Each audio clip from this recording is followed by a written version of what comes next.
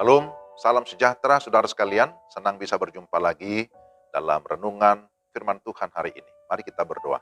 Tuhan, terima kasih untuk kesempatan hari ini. Kembali kami mau merenungkan firman-Mu. Kami berdoa supaya Roh Kudus memberikan kami pencerahan, sehingga kami dapat mengerti kebenaran firman-Mu dengan baik dan benar. Dalam nama Tuhan Yesus kami sudah berdoa. Amin. Pembacaan firman Tuhan dari kitab Rut. Rut pasal 3 ayat 11. Oleh sebab itu anakku, janganlah takut. Segala yang kau katakan itu akan kulakukan kepadamu. Sebab setiap orang dalam kota kami tahu bahwa engkau seorang perempuan baik-baik. Demikian pembacaan firman Tuhan, dan renungan kita saya beri tema memiliki keunggulan. Saudara-saudara yang terkasih dalam Tuhan, menjadi unggul dalam bidang tertentu adalah merupakan harapan setiap orang. Misalnya, menjadi sekolah unggulan, bisnis yang unggul, prestasi dan karakter yang unggul, dan lain-lain. Keunggulan patut untuk dihargai ataupun dihormati, sebab tidak mudah untuk mendapatkannya. Saudara, dalam bagian ini kita membaca kisah kehidupan Rut. Rut adalah seorang perempuan baik-baik. Dalam bahasa Ibrani, istilah baik-baik disebut Eset Hayil, yang berarti dia adalah seorang perempuan yang terhormat, mulia, baik budi, layak, kuat, berani, dan unggul atau excellence. Mengapa Rut disebut sebagai pribadi yang unggul?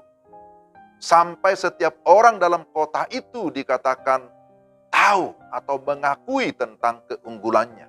Pertama, bahwa ia memiliki iman dan kesetiaan yang kokoh. Rut adalah orang Moab atau disebut sebagai orang kafir. Latar belakangnya tidak mengenal Tuhan. Tetapi akhirnya dia punya pengakuan iman yang luar biasa atau yang excellence. Bahkan menunjukkan kesetiaan yang luar biasa dengan rela mati bersama Naomi mertuanya. Itu bisa dilihat dalam Rut pasal 1 ayat 16-17. Rut mengambil keputusan tanpa ada paksaan, tanpa ada tekanan. Keputusannya sangat beresiko tentunya, karena dia bisa ditolak, dia bisa diusir, bahkan dibunuh, karena beriman kepada Allah orang Yahudi. Namun dia memiliki pendirian yang kokoh, tetap beriman kepada Tuhan yang hidup. Yang kedua, ia memiliki semangat juang dan pantang menyerah. Pada masa itu ada kesulitan yang hebat. Secara ekonomi terjadi paceklik, juga secara sosial dan rohani ada kemerosotan etika, kemerosotan moral, kemerosotan secara rohani. Orang-orang hidup bebas, seenaknya, tanpa ada aturan. Itu yang terjadi. Akan tetapi Rut berbeda, saudara-saudara. Dalam situasi yang sulit, dia tetap berjuang untuk bisa mendapatkan bahan makanan. Dia pergi ke ladang memungut bulir-bulir gandum. Sementara itu, dia juga dilecehkan, dia dihina, bahkan diperkosa. Tapi dia tetap berjuang dan tidak menyerah. Dia tetap menjaga hatinya agar tidak tercemar oleh dosa. Dan yang ketiga, ia memiliki sikap yang rendah hati dan mau berterima kasih. Ketika Boas hadir dan memberikan pertolongan, apa yang dia lakukan? Dia sujud, menyembah dengan mukanya sampai ke tanah. Perhatikan pasal 2 ayat 10. Ia sangat berterima kasih atas pertolongan yang dia dapatkan. Saudara, banyak orang tahu berterima kasih. Artinya secara teori. Tetapi tidak mau berterima kasih karena gengsi. Atau merasa ya lebih kuat, merasa lebih tinggi. Tetapi Rut disebutkan sangat rendah hati. Dan dalam kerendah hatiannya, akhirnya dia ditinggikan statusnya. Sekarang dia sudah ditebus oleh Boas.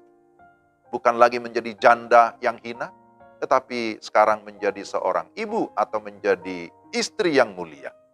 Bahkan Rut adalah seorang yang paling berbahagia di dunia. Mengapa? Karena dia masuk dalam silsilah Yesus Sang Mesias. Rut adalah satu pribadi yang unggul. Bagaimana dengan saudara dan saya?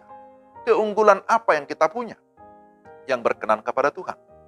Kiranya Tuhan melihat iman kita, iman yang kokoh, iman yang memiliki kesetiaan sampai akhir, memiliki semangat juang, yang pantang menyerah, yang memiliki kerendahan hati, yang tahu berterima kasih, yang mau mengabdikan diri kita sungguh-sungguh mengikut Tuhan, melakukan apa yang menjadi kehendaknya, yang sungguh-sungguh boleh menjadi teladan, menjadi berkat bagi sesama. Kiranya Tuhan menolong saudara dan saya untuk hidup sesuai dengan firman-Nya. Mari kita berdoa. Tuhan, terima kasih firman-Mu mengingatkan kami supaya kami tetap dapat menjaga hati kami, menjaga diri kami, dan kami meningkatkan apa yang bisa kami lakukan yang terbaik untuk memuliakan Tuhan dan juga dapat menjadi contoh, menjadi berkat bagi sesama. Tolonglah kami ya Tuhan, supaya kami dapat mempergunakan setiap kesempatan dengan baik. Terpujilah nama-Mu. Dalam nama Tuhan Yesus kami berdoa. Amin. Demikian renungan kita hari ini. Tuhan memberkati saudara-saudara sekalian. Salam.